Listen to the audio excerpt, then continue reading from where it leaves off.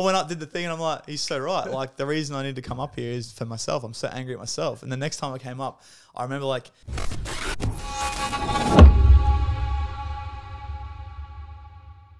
Ben, thanks so much for coming on to the show. Bro, so stoked to be here. Eh? It's been a minute since I've been on a podcast. So yeah, bro, it's good to have you on here. And it was like, big thanks for coming on to inviting me onto your podcast as well. So I'm excited I can return the favor. Yeah, bro. Very cool. We can jam out. Very cool. So yeah, as I was just saying, like before, like, you know, obviously we both work with men, and we hope men, you know, overcome limiting beliefs and unleash their potential and start like crushing it in life, right? And what I really love about your message and what you put out and what you work with is like, you've come from prison, drugs, alcohol, and all of that shit.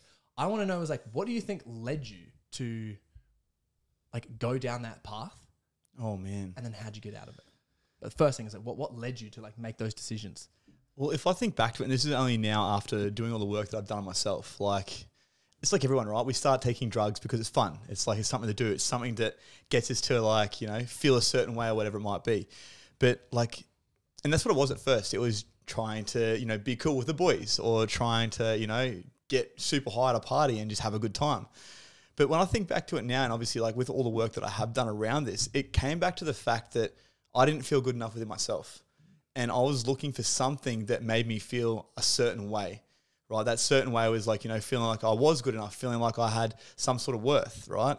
And for me, like, it wasn't even the taking of the drugs, like, because I was selling drugs. I was selling bulk amount of drugs. How many drugs? Like all the drugs. At one point in time, I was doing like 6 kilos of meth a week, which is like barrels of money buried type shit. Not going to talk figures, but barrels of money type shit, right? Okay. Like it was fucking bulk cash, and it was like a lot of shit going on. And obviously with the lifestyle that I was in with that, like there's all the stuff that comes with it, like, you know, being affiliated with bike gangs, you know, having to worry about whether someone's going to kick your door in and all that sort of stuff. But that's like down the track. Back to when I first started though, like looking at that, it literally just came down to the fact that I never felt like I had my place in life. I never felt like I fit in with anyone. I wasn't academic. I wasn't sporty. I never really got very many praise or anything like that, very much praise from my parents. And so there was always this like this feeling of like, I'm not good enough and I can't do anything that, you know, makes other people happy. Like I need to try and please other people. And when I found drugs, like it started off with weed and obviously progressed from that into other things. When I found drugs, it was like all of a sudden I found my people. And that was I guess the big realization was that if you have drugs, everyone likes you. If you're on drugs, everyone that's on drugs likes you. And it was like this almost synthetic feeling of belonging that I guess was the big thing for me. That's what I guess drew me in and kept me there. Interesting. Because I can see that happen from like multiple point of views of like how you can actually create an addiction to it. And it's like, one, you create addiction to it because of the high. It's a rush. It's dopamine. It's serotonin, like going nuts depending on the drug that you're taking. And the second is there's like another piece of addiction which comes in as like, oh, I get approval from this person, so now I'm addicted to that feeling. Then I get this feeling of like fitting in. Now I get the feeling of, you know, all the attention is on top of me. So you're getting all of these different validations from one thing that you're doing, but multiple areas. I can just assume that would just be like, at the time, such a rush. I think something you missed there as well is, especially because I was selling drugs, was the power. Okay, because so if like I think back to my childhood, I fought my entire childhood to be seen and heard. Why? Because I just felt like everything I did was never good enough. English, wow, never good enough for my parents. Yep. And what were your parents? Just quickly, just a bit of backstory.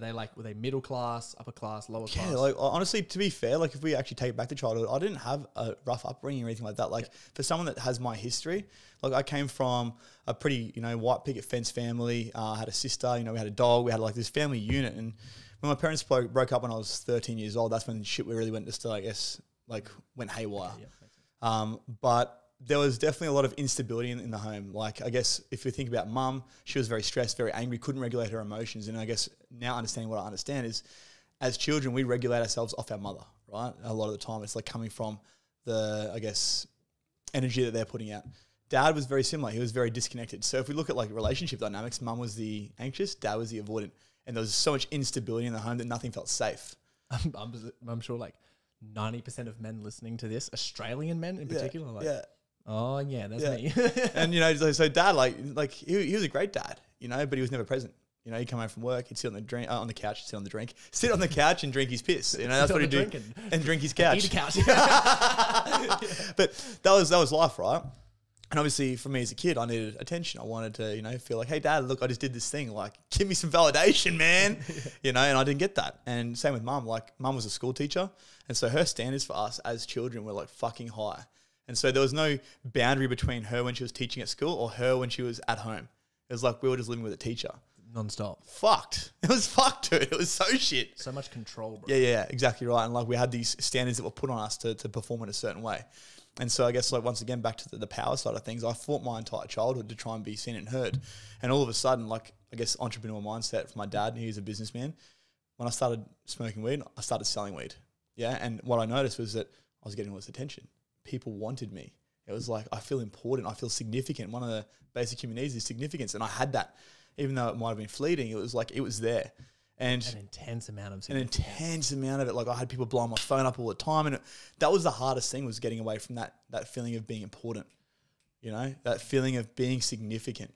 Yeah. And so I think for a lot of people listening, that could even be one of the biggest parts that keeps people in the drug game, whether it's, you know, with selling drugs, whether it's with taking drugs, whatever it might be, but it's like feeling like they're a part of something, feeling like they're important. Yeah, because it's not just approval from other people as well. It's like, you know, for men in particular, it's like, okay, if you got drugs as well, women want you too. Oh, bro, 100%. So you have this panties hit the floor, let's go. Yeah, right? So it's like there's a need for, you know, intimacy that you think that you're getting, and this need for connection that is like false in the time, but it's like, you know, they want me for this reason because I've got drugs and the power. So I can like, I'm just like impressed that you were at a position where you were like, you had all this power. And yes, obviously, like went to prison and stuff for it. But like you had all this power, and then you were like, "Oh, catch you later." Like goodbye to all of that. I'm gonna go do something like positive with my life. Yeah, man. It was it was really one of those sliding door moments for me. I guess it was like there were a lot of little events that led up to it. Yeah. But I think the biggest realization I had was being in jail, right? And like for a lot of people, they'd be like, "Yeah, of course you're in fucking jail." But I went to jail 6 times, man. I was a slow learner. How many, like what are the periods like? How long did you go for? First, second, third? 1 month the first time, 3 months for the next time, 6 months, a year and a half, a couple of other 6 month stints. But over 6 times, it ended up being about 4 years across when I was 18 to 26. So what's that, 6 years ago now was the last time I got out. 6, 7 years maybe. And so for about 8 years prior to that, it was just in and out, in and out. And the only time I wasn't smoking meth was when I was in jail. Like that, through that entire time. So fuck, it was pretty hectic. But I was sitting in jail, and for the year and a half, I spent about 8 months of that in something called the reception wing. So anyone that comes into the jail, they come through the reception wing. And so it's like a fucking circus, man. You got people coming in off the streets, you got the junkies, you got, you know, the worst of the worst. Like, I don't know if you remember that guy that threw that chick off the balcony, Gable Tosti. Like, we had him come through. Surfers Paradise. Yeah. We had him come through, like, the unit. Like, there's just literally, so this is like the landing zone for anyone that comes into the system. It was heavy. And like, so you're mixing with, you know, murderers, you're mixing with junkies, you're mixing with the worst of the worst, and also just like people that are stuck in there for low level shit. Like a couple of times I got locked up was for a driving charge, disqualified driving, because I kept skipping court. They're like, "You're going to jail, bro. Fuck off." But anyways, back to the point of that is like, I saw the same faces coming in and out, in and out, in and out, in and out. Like in the couple of months I was there, or the 8 months I was there, I saw the same people coming maybe 3 or 4 times. I was like, look at these fucking losers. And I was like, wait, that's me. I am one of those losers. And it was like, at that point, something clicked. It's like, you need to make a change because you've had a pretty good upbringing. You have good family support. Like, you made all these fucking choices that put you there. That means you can get yourself out of it too. And so it was at that point I sort of decided I was going to make the change, and got out and starting to become a personal trainer.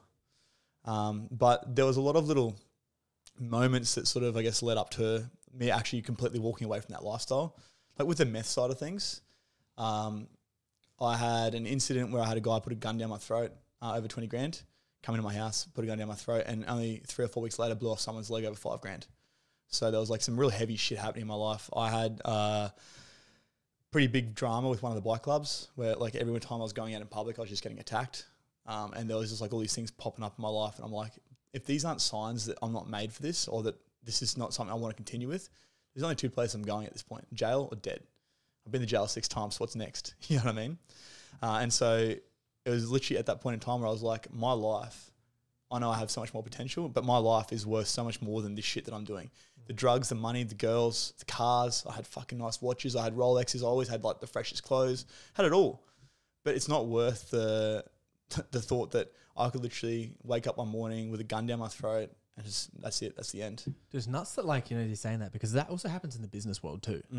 It's like people in the big business game when they're like moving shit around and doing stuff. It's like, yeah, they've got all this and they might be doing like business slightly dirty and they're in like the same position. The same position. Yep. The whole world can come crumbling down like that. Yeah. I feel like it's, depending on the guilt and shame that you have and that's been conditioned into you and how it reacts, it's like, it doesn't matter. You could be like a real estate agent who's crushing it with a prostitution and cocaine addiction. Yeah. And have just no one have any idea. Yeah. Like that's even there, but because it's been conditioned and you've sought power and intimacy and all these other things with that, it's like it can happen there as well. Yeah, 100%. It's just nuts, man.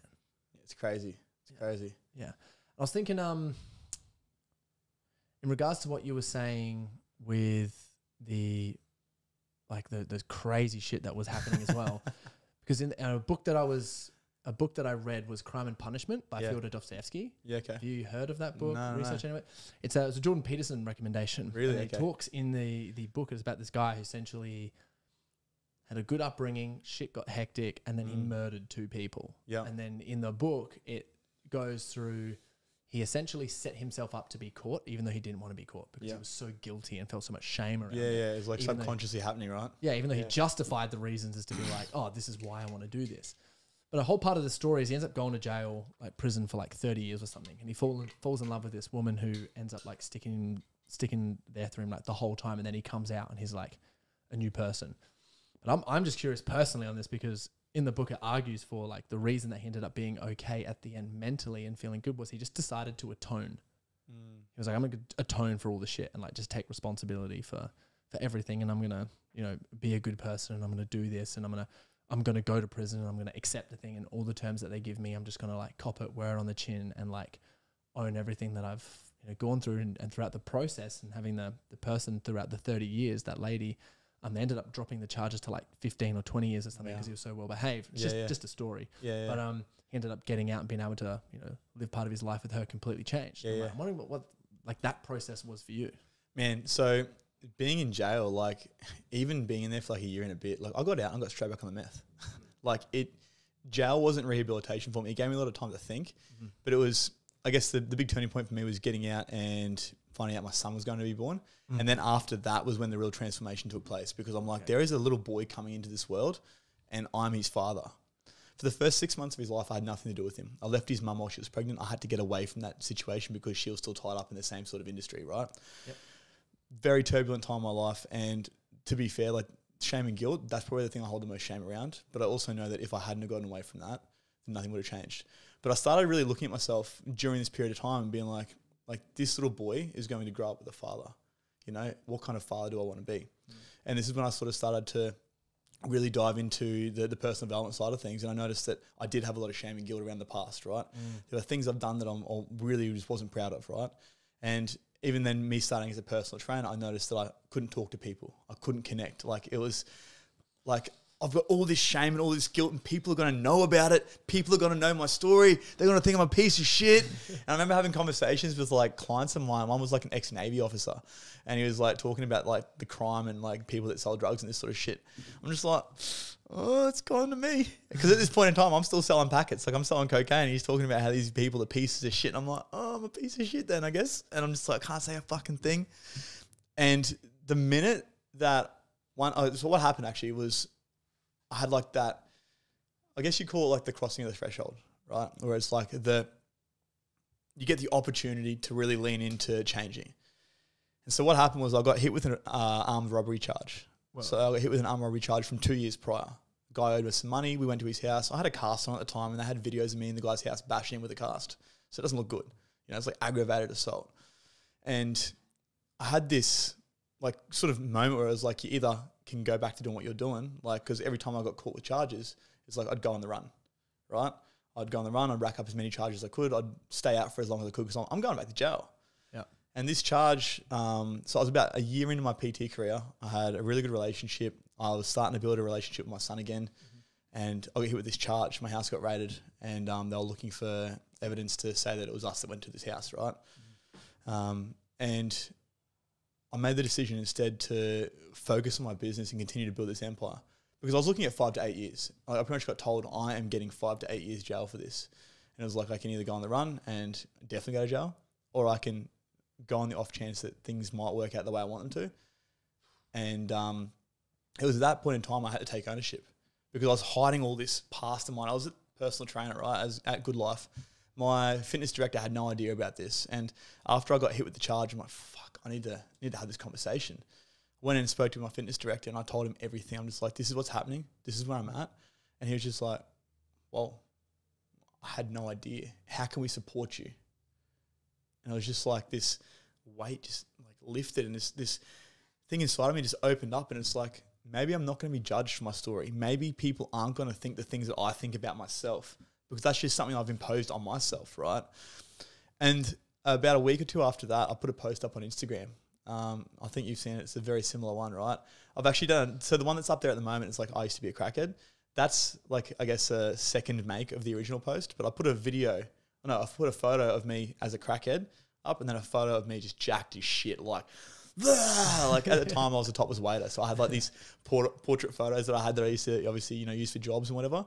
And I put these two photos together, and I'm like, this is me, and I spoke about my entire story, and it just blew up, man. The traction this post got, with people going, holy shit, I had no idea. Like, oh my God, like I went through similar. I like, dude, I love your vulnerability. Like, thank you so much for sharing that. It makes me feel okay about sharing it as well. And it was like this, once again, like this weight just got lifted, like it opened a whole world for me. I started being able to have conversations with people. I started being able to connect, because I no longer held this shame or this feeling of I'm not good enough or I'm different to you.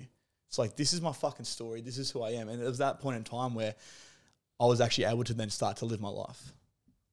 So hectic. Such a good moment. Does that answer the question? Yeah, bro. That answers the question like beautifully. It's like this moment of like, let me just be naked, eh?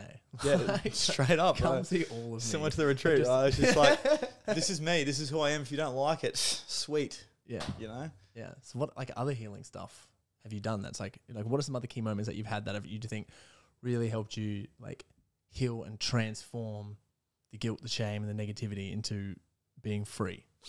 I think a big part of it was being able to share my story on Instagram. Yeah. Actually now becoming that beacon of light for other men that are struggling with it, being that person of hope, because it's like, I've been there. I've been literally in the pits of the pits, like the most putrid of putrid junkies. Like, I wasn't shooting up, but I was doing some real fucking risky shit, some real questionable stuff. Like, if I can come from that, I know that you can too. And being able to share that story, that's definitely helped with the healing. Actually just talking about it, being able to be like open and vulnerable around that. That's the other big thing, is obviously vulnerability. Does it still get you every now and then? Sometimes you share a story and you're like, oh, that's activated, but let's keep going. Yeah, it definitely happens, bro. I'm like, whoo, this is hard. Your retreat, for instance, was another big part of that. Like, being able to bring things up. Like, I had stuff buried so far down in me that like I didn't even know it existed until like you get the opportunity to talk about it. It's just like, whoo, that is heavy. Yeah. But like, just being, I guess, speaking about it myself, obviously having conversations with people, and then being able to lead men in that is definitely something that's helped me to relieve the shame and guilt, because there's still that self-imposed sort of like, I'm not good enough and I'm still a piece of shit junkie. But as I've, I guess, then transitioned from being that piece of shit junkie to being the PT to now being the men's, like, health coach, to then being like the men's self-sabotage coach that I am now, and being able to be that beacon of light for people. It's just each step of the way, it's been like almost like chipping away at the armor and dropping pieces off so I could really come through as my authentic self. And nice. Like, if I'm being in 100% honesty here, like, not sucking your dick or anything, bro, but like the retreat that we did was like, I feel the last part of that in this journey of where I'm at now. It's just like, this is literally who I am. I'm ready to step into being the leader that I was born to be. Right? Because like a lot of the stuff we did in that retreat, there was like the shame release, there was like the letting go of anger. And like, I was always just such a happy person, right? Always so happy, but fucking had so much anger built up deep down. And with doing like the anger release that we did, I realized it wasn't even anger directed at anyone else. It was so angry at myself that I was projecting it at other people. And like that exercise, the shame release exercise, like all those things. And then just being able to like, okay, this is my power. I'm stepping into that. Like since then, it's just been like full steam ahead, like full steam ahead. Like there's no holding me back. Like there was so much self-doubt, so many things that were happening in my life that I was like, no, I can't do that because of X, Y, and Z. This story that I was telling myself since the retreat, bro, like I've literally just been like, pull the trigger, connecting with people, opening networks, like just everything's just falling into place. You know, crazy synchronicities, one after the other. Fucking wild, bro. But like there was like prior to that, like I've done like a couple of retreats, a couple of workshops, a couple of seminars and that sort of stuff. And I guess like doing all of that stuff, plus then also learning about myself and like reading, doing a lot of journaling, just actually really diving deep on myself, going through shitty experiences and then actually looking at them after the fact and reliving them in a different light.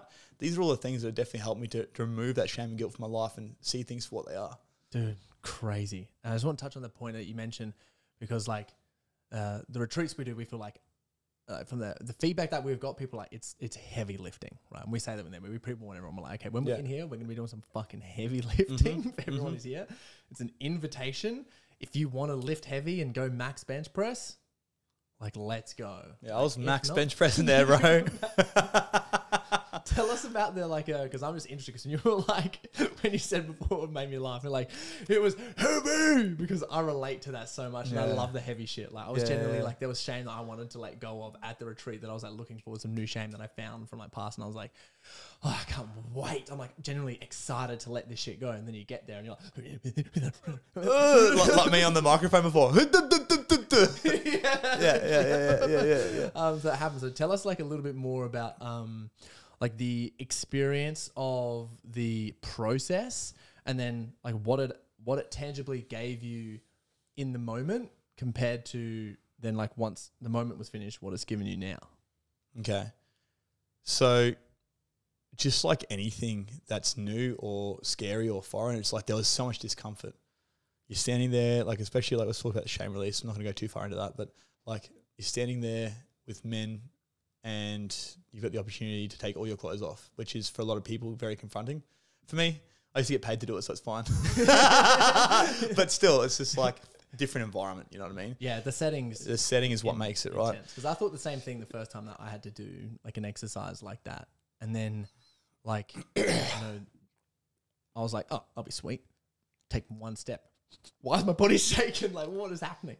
Yeah, and I remember literally stepping up there, like, so after hearing a couple of other people's shame, and I'm like, I remember you standing next to me, and you're like, you pushed me, like, go. It's like, fuck, all right. I get up there, got my kit off, got the bits out, and I literally stood there in front of everyone, looking everyone in the eyes, and I was choked up. It was like this fear. It's like, these people are going to witness you.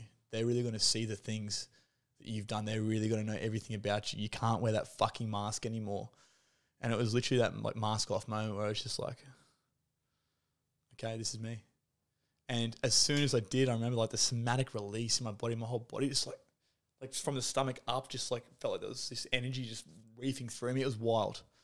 Like I've had some breath work releases and stuff like that. Doing ayahuasca, I've had definitely a lot of releases, but nothing where it's just like, this is who I am and this is actually happening, like all me. Right. It's crazy just when put it on there. It's crazy what you can like facilitate in like, cause that's one thing that we like promise kind of with our retreats. Where like, we don't do any facilitation of breath works. We're not doing no ayahuasca. We're not doing any plant medicine. And this is going to be more hectic than any of that shit that you've done because the setting is so insane. And I like it. How you mentioned as well, before you went up there, you were like, man, there was one thing that I wanted to let go of. And I know that I had two. And I shared both. And I was just like, Ben, you stud. Like, and the things I shared weren't even the things I went in there to share. They were just like came to me on the drive down. I was just like, that's hectic. That's hectic. So there was that, like, before every single one of these exercises, there was like that nervousness. Like there was that discomfort. There's like that do or die moment, right? It's like you either lean the fuck in or you're out. And it was just about pulling that fucking trigger, right? And the thing is, I guess, and I understand this as well with all the work that I've done and the stuff I help other men to do, it's like when you lean in, that's when you get rewarded. That's when it's like you've cracked the code, man. Okay, like the universe, God, whoever you want to call it, is testing you. That discomfort's like, yeah, this is not normal because society has told us that you don't do these things. And then you do the thing and it's just like the reward that comes from it, the feeling within yourself, the obviously after effect and how it affects everything else around you, the way you see the world, like it's just everything changes. And so like with the shame and fear, like the shame and guilt release, like there was still a lot of stuff that I held on to, which stopped me from being able to have conversations with people. I didn't have the confidence. I'm quite a confident guy, right? I think once I get to know people, I didn't have the confidence to go and talk to people or like, you know, just have a conversation with some random. Like since the retreat, dude, I've been having conversations with fucking everybody, like randoms, and like just deep conversations, like connecting really, really well. Like, and I honestly put that down to being able to let go of that shame and guilt, because it's like when you hold onto that shame and guilt, like when you hold that shame and guilt within yourself, it's like you're holding back a part of you. So when you meet other people, your energy says that before you even meet them, right? And it's like, if you can't connect, it's because of that. It's because you're not allowing yourself to for people to see you for who you are. Like goosebumps as you were saying that. Yeah. Because it's so true. It's hectic. Yeah. Tell us about, I want to know as well, because like that's just so crazy and so freeing. Like I couldn't imagine. I want to know, before I ask this question, I want to know what was going through after this one, make sure we talk about it. I want to know what was going through your brain after the retreat. I want to know like sort of like what you were thinking about, like as you were like driving home.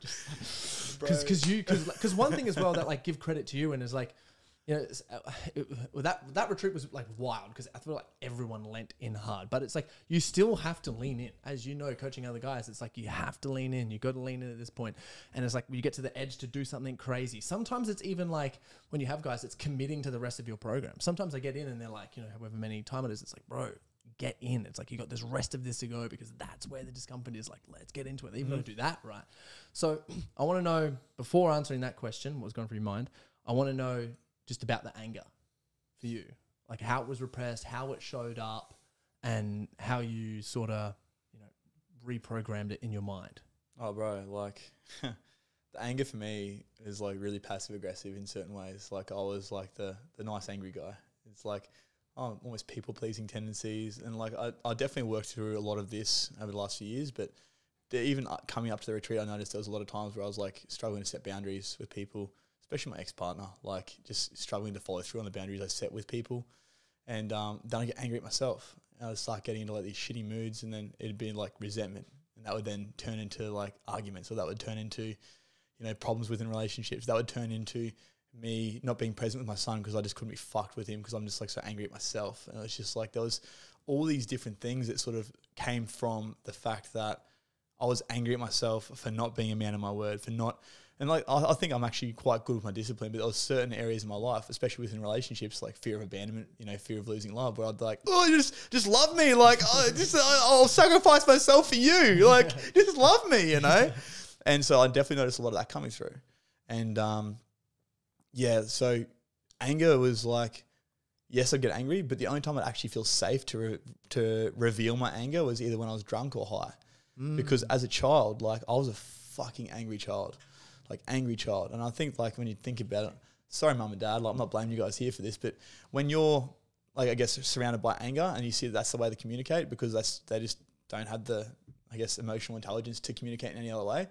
Like for me, it was like I'd get angry, wouldn't get my way, I'd throw a fucking couch. I was like 7 years old, kicking couches around, breaking windows, punching holes in walls, putting my head through walls, because once again, it's like I just wanted to be seen and heard, and you're not listening, so how am I going to get my attention, in other words, right? And this definitely played out later down the track as well. Like I noticed like when I'd get into arguments with partners, I'd punch holes through walls and shit like that. Like this anger, like I built it up and built it up and built it up because I didn't feel the confidence to be able to speak about, you know, whatever I need to speak about, or have conversations around what's actually coming up for me. So obviously like suppress until like you push that beach ball underwater as far as you can. And all of a sudden that wants to come up and punch you in the face. And that's when like the anger would come through. So I'd like, on the surface, I was real cool, calm and collected to anyone else, but anyone else that knew me, I was really, really shut off, really disconnected, really angry, and I'd like lash out. Yeah. Isn't it so beautiful though that like you know that now? Yeah, bro. Like parent your son. Yeah. Like, isn't that just so crazy that you get to like know that, oh, that was me, and if he wants to get angry, it's okay. Yeah. Just let him get angry. Yeah, I just say, bro, it's all good. Like I'm hearing you, I'm listening to you, I'm here. What do you need? And if he's still carrying on, I'm like, cool. Well, let's have this conversation when you're ready. Yeah, it's all good. Just keep going, you know? Whereas it used to be like, I'll just turn the music up and ignore him. That's just going to make it worse. But that's not cool. Yeah. But like even in saying that, like I still struggle with it from time to time. Just because you know this shit doesn't mean that it just applies straight away. It's like a constant work in progress, you know? It's good that you know that and you get to work on it. Like it's so powerful. Because imagine if someone said to you, imagine if you were a kid and you're being angry and you're raging and someone was just like, you're so angry, and I can see that. Let it out. You just be like, Okay. I'll still love you while you let it out. Like, go nuts. Yeah, just do what you need to do. Like, I was like thinking about that. It's like, fuck, I wish someone said that to me when I was a kid. And it's so crazy as well. Like, you're just talking about, you know, from your parents and where they were at. And just like noticing that there was so much suppressed anger in there that like you channeled it and like let it out as their kid. Yeah, it was just like I was carrying that. And like I guess the thing is as well, like when I think about it now, like the reason I was so unemotionally intelligent for so many years as well is because at the age of 13, when we found out that our parents were getting a divorce, at that very point in time, I remember the exact moment where I shut down my emotions and stopped myself from feeling. And the only time that I started to feel was drugs. You know, the only time I felt somewhat alright was drugs. You know, I used to cut myself because I didn't know how to feel anything else. And if I cut myself, at least I'd feel something, you know, for a very long time. It was like reaching out for attention because I wasn't getting it anywhere else, right? So, but I remember the very point in time where it's like I shut my heart down and closed myself off from ever feeling again. And then for that entire time from like 13 through to about 30, obviously when I got off the drugs and got away from everything, right, I noticed that I was almost carrying the burden from my mum, carrying her emotions because I was the man of the house now, you know, and she was so unstable. So I had to be the stable one. I had to be the grounded one, you know, which for a 13-year-old, man, it's a fucking pretty rough load to carry. And like we talk about trauma, like I wasn't beaten senseless or anything like that. Yeah, I copped a fair few wooden spoons, broke a few metal ladles and all sorts of stuff. But like, you know, I wasn't sexually abused or mentally abused or emotionally abused. Like if we want to look at obviously what emotional abuse is, like there's definitely a lot of taking love away. But like trauma can be anything, right? And we all have that trauma. Oh, big time on that. And it's really cool because I'm actually reading a book at the moment, another one on shame. Because I read a couple of books on shame, reading another one on shame at the moment. And they're talking about how you're like conditioning, like shame conditioning can be so subtle as well. And I've been looking back and I'm like, you know, it's like not one piece of trauma that happens at a significant moment because that happens with trauma. Of course not. I learned this recently. It's like a little bit more in the cup. And a little bit in the cup, and a little bit in the cup, and it doesn't go unless you pour it out. Yeah, and it starts filling up, and you're like, man, all these little things. Makes so much sense, though. What? Yeah, and it's like just chipping away at it bit by bit. Like all those times when your dad was like, you know, oh, it's not good enough. You could have done better. It's like adding to the shame, right? It's like, oh, what I heard was, I can't do anything right. Yeah, and I heard that my entire life. It was like, oh, you did great, but, or you know, like it's just that there is like creating that, you know, lack of self-belief and that trauma that's obviously then stored deep down. Yeah, it makes sense as like why drugs were so tempting. Fuck you know yeah. I mean? It's like it makes so much sense. And I want to know as well, just a bit back on the anger thing as well, like what was, because how many rounds did you do? 3. I remember the first one, bro, like came up and you got in my face. You're like, what are you fucking angry about? I'm like, I'm fucking angry at my ex for doing this and fucking forcing me to be a certain way. You're like, you're a fucking pussy. She didn't force you to do this shit. You made that choice. And I was like, huh? I went up, did the thing, and I'm like, he's so right. Like, the reason I need to come up here is for myself. I'm so angry at myself. And the next time I came up, I remember, like, even just sitting there thinking about it, like, after the first release, I'm like, you need to stop fucking abandoning yourself, you fucking pussy, right? I'm like, it's time for you to have some tough love now. Get the fuck up there and own that shit. You're angry at yourself because every time that you've had opportunities, you've fucking turned away. You've let fear take control. Every time that you've been given that moment to actually be a man and stick to your fucking boundaries, you fucking caved because of pussy. Every time you've had something come up in your life, you've always taken the fucking easy option. You're not angry at anyone else but yourself, and you need to take ownership of that. And I remember just sitting there before I even walked up and I was crying. Like just this feeling of like, this is it. Like this is like the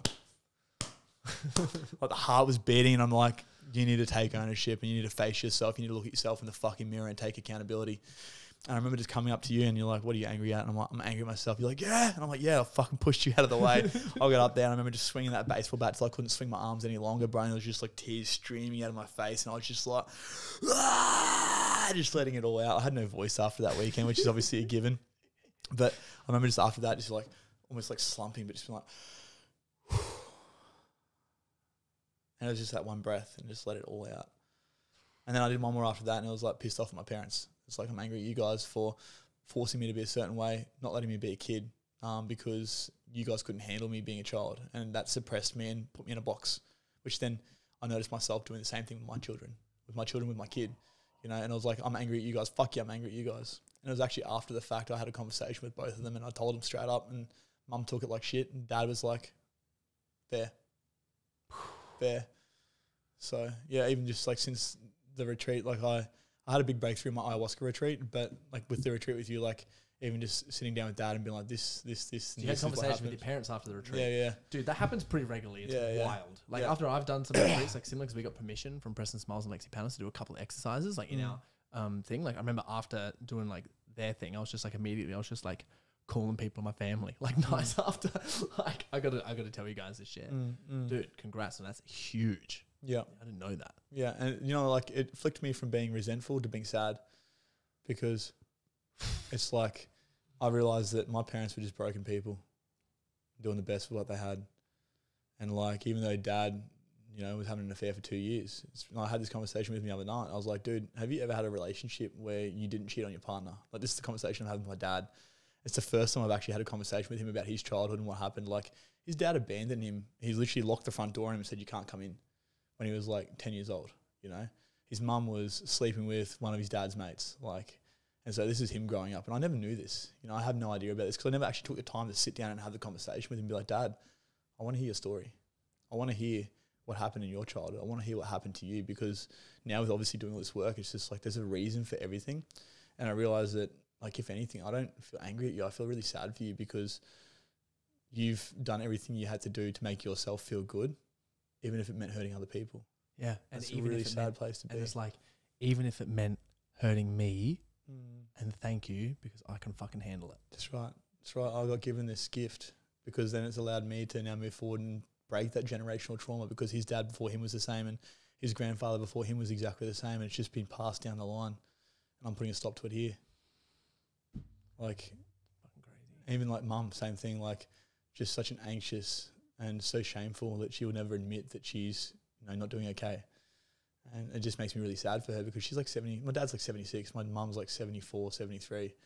And it's just like, I love you guys, but I'm different now. You know, this isn't me.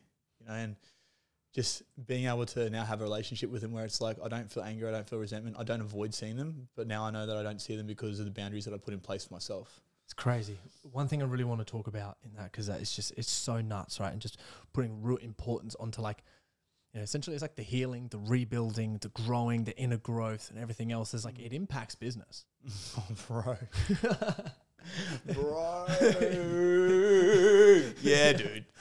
Yeah, dude. I want to talk to you about that. It's like, how is all of this stuff? Because I believe it's like, you know, your self-worth is what carries, you know, how much you're actually worth, right?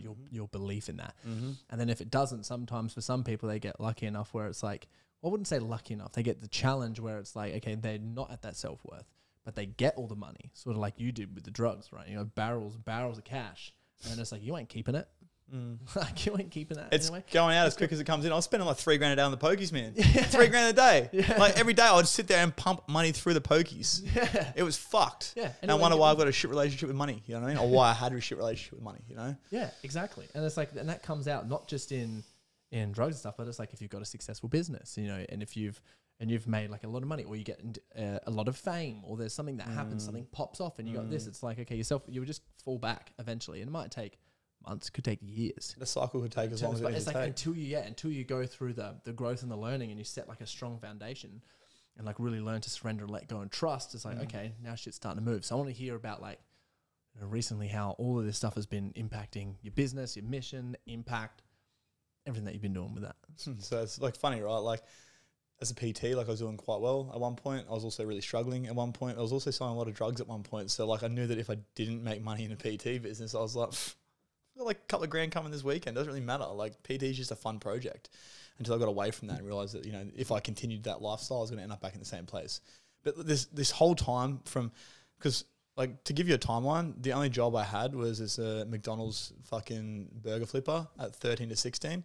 Then I sold drugs from 16 to like 30, right? Obviously I was working as a PT from 26 till 30 as well. But like, that entire time I had no CV, no resume, no history, right? And so coming into the PT world, it was like, fuck yeah, I did really well at first because I was like hustling. I was just like treating it like I was out there selling drugs. I was like, I'm going to call every motherfucker. I'm going to get on that call list. I'm going to harass the fuck out of people until someone pays me to PT them. And in the first like week, of PT, bro. First 2 weeks, I think the first week of PT, I had like 10 free sessions booked in, right? Within the first 2 months, I had like 20 paid PT clients. Like I was doing 20 sessions a week. I was like, this is fucking easy. Foot off the gas, you know? Started going to shit. Was partying every weekend, wondering why things weren't working out.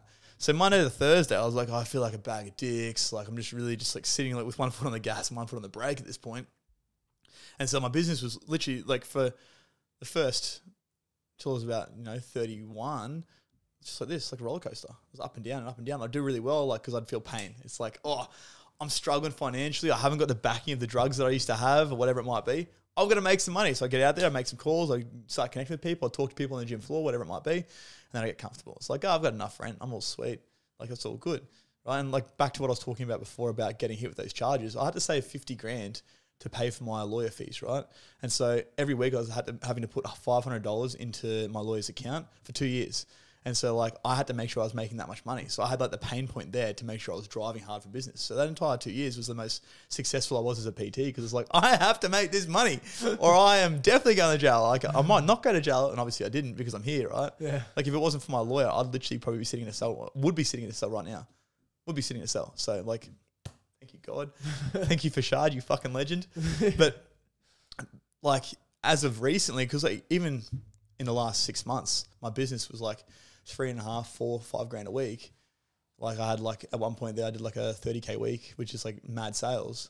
And it was actually after my last breakup. And then like I got into a relationship, and because of all this self-worth stuff that was coming out, I didn't feel good enough. I didn't have the capacity to put time and effort into my business. And so I started noticing like my business was going down. I wasn't putting content out. I wasn't creative because I felt like shit. I felt like shit about myself. Like I was so focused on me trying to feel good because I had all this stuff outside of me that I was allowing to impact me and affect me, that it took away from my business. And so like, I guess back to your question, like the self-worth piece, like when I've been feeling like shit in my life, my business goes to shit. Simple as that. When I've done all the things, okay, it's like after our retreat, obviously, like the one I came to with you, since then, and even like the weeks leading up to that, I've been on fire because it's like I'm so in my power and so focused on the man that I am and so sure of my purpose, so sure of all the things that I need to do for myself every day and showing up for myself that the business just fucking grows as like a byproduct. Like, so like, let's flex a little bit. Like I've been signing 3 to 5 clients a week consistently for like the last 4 weeks. I've been booking like 5 to 7 calls like every week for like the last, 3 to 5 weeks. Since the retreat, bro, like this big project I'm working on is just like, I'm not going to talk too much about that because it's just like, it's crazy. Like it started off as this tiny little event that me and the boys were going to do. And we spoke about that at the retreat. And like, I'm still teasing it out, so I won't say too much about it. But is it the non-for-profit or the other one? The non-for-profit. Cool. But like, there's like, but we're going to leave it at that. So it's like, there's this big thing that's happening and everything is just lining up with it. Like all the fucking doors I'm opening are staying open. Like everyone that I'm talking to is like, how can we support? How can we do this? And it's like, literally it just comes down to that self-worth, knowing that this is what I'm doing. This is my purpose. Showing up for yourself and going, I'm not fucking going to stop until some doors stay open, and every fucking door stayed open. So there's been like, just like, yeah, like business wise, like I've been the busiest I've ever been, the most inspired I've ever been, and the most energized I've ever been. And I feel fucking incredible in everything that's doing and everything that's going on within the business side of things, everything that's going on within like the personal life side of things. Everything is just, yeah. Oh, soak it all in. You ever had some moments where you're just going, bro, I was on the way here. Yeah. I was on the way here, right, driving the car, like no shirt on, listening to the beats. I think I was listening to Avicii, something by Avicii. Maybe even like These Days or something like that. I was just driving along and I'm like, is this real life? Like one of those moments where it's just like, it's like a Wednesday and I'm like on the way to like do a podcast to talk about like this fucking, business and obviously my story and shit like that. Like, is this real life? Like 7 years ago, I was sitting in a 4x4 cell, which would be smaller than this room we're sitting in now. Is this real life? And it's just like that moment of like flicking the head where it's like, you've done this. This is all you. It's all the work that you've done. All the people you've trusted, all the opportunities you've taken. It's like, this is life. Gratitude, bro. So much gratitude. The last thing that I want to talk about, and I want to hear your opinion on this one as well, because I believe this is one of the most important things for men in general, both passionate, is it's like, it's getting around other men. Oh, bro, so important. Like, I want to hear like your story because I know you do it and you coach it and stuff, but like for you getting around other men and like, high performing men that are focusing and working on themselves and doing all the rest of it. Like what's that impact been for you? It's a really good question. I love that question, bro. It's Because I think like, you know, I really liked, I was listening to some of John Wineland's stuff. John Wineland's like a relationship coach in America. He's insane. Highly recommend, by the way, like researching, listening to any of his stuff is awesome. And he was just like, he has this mission and he wants to create like, it's like 1 million, like it's like 1,000 or something like 1,000 or 1 million, something like that, like men's groups around the world. I love that. And he was like explaining his reasons for why. And I was just like, man, I'm so on board with the train for what he's talking about. I'm like, yes, it's so true. Like we all need it so bad, consistently, all the time. So I just want to hear like your perspective, like on that. How do men grow? I'm asking you, how do men grow? Oh, yeah, well, what's like the main thing that men need to grow? It is. It's. I'd say I'll leave it at like stimulation. Yeah, right. Well, I'd say like being challenged. Yeah, they need to be called out. They need to be supported, right? In that way. If you're hanging around like low level men, they're not going to challenge you in a healthy way. They're, you know, going to push you in the opposite direction or try and pull you back down. They soothe you. That's right. They validate. They validate your shit behaviors. Yeah. So if I take it back to now, like when I was hanging around, like all the people I was hanging around when I was selling drugs, all they wanted was a fucking packet. So they'd validate anything I was doing. They'd be like, yeah, you're a sick cunt. You're doing so good. Like, you're doing so well. Like, it's like, bro, I'm making buckle every week and selling packets. I don't think I'm doing that great. But, no, you're the sickest cunt. You know what I mean? Like, you're doing so well. Like, in whose eyes? In whose eyes? Looking back at that, I'm just like, bro, wake up to yourself. As opposed to then, like, getting away from that community and getting around people that are like, for instance, I'm going to use Mega Run as an example. Like, they were a fucking massive pivotal point for me in my journey because I was able to get around people that were out there on a Sunday morning doing cool shit. You know, they were really challenging themselves, pushing each other, and like being around that sort of energy of people that are just encouraging one another, pushing each other, challenging each other. Like, that was where a big part of my growth was as well. And so even just take it back to my most recent relationship, like I started to feel like less of a man. And as soon as I exited that relationship and went back to doing the things that I used to do, which was, well, skydiving is one of them, right? Challenging myself that way. Hanging around men that were fucking actually doing really cool shit. Like the group of men that I hang around are like, they're all in their own field doing really cool things, pushing themselves every day. Like I've got guys that are doing like massive endurance events. I've got lads that are, you know, still even struggling with the drug and alcohol side of things, but they're out there getting after it. I've got guys that are, you know, running their own businesses and all that sort of stuff. It's like these men are out there making shit happen. And when you get around like a group of men, and like even the community within Set the Standard, when you get around a group of like-minded men, it just helps you to elevate so much quicker.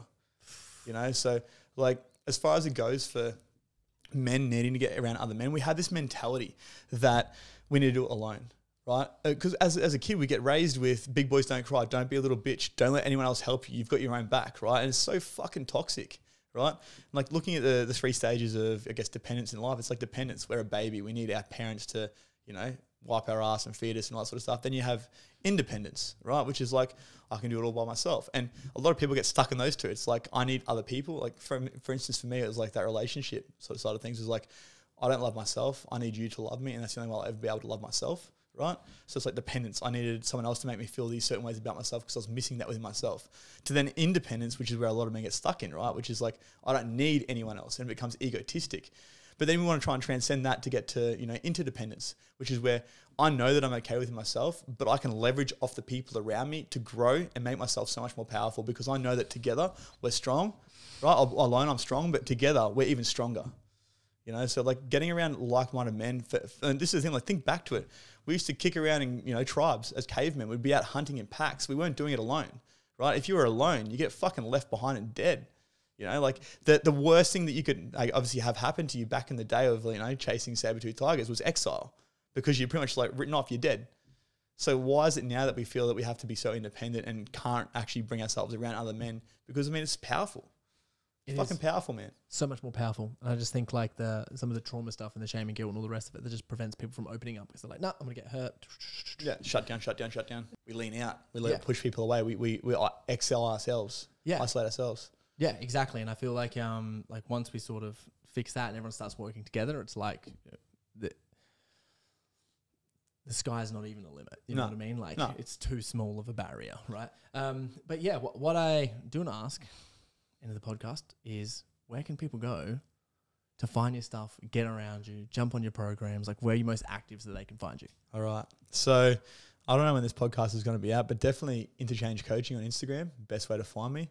I'm pretty active on there. I respond to every message that anyone sends me. So even for men out there that are struggling with this sort of stuff, Obviously the self-sabotaging that I used to go through, whether it be drugs, alcohol, womanizing or gambling or anything like that, I'm always willing to have a conversation.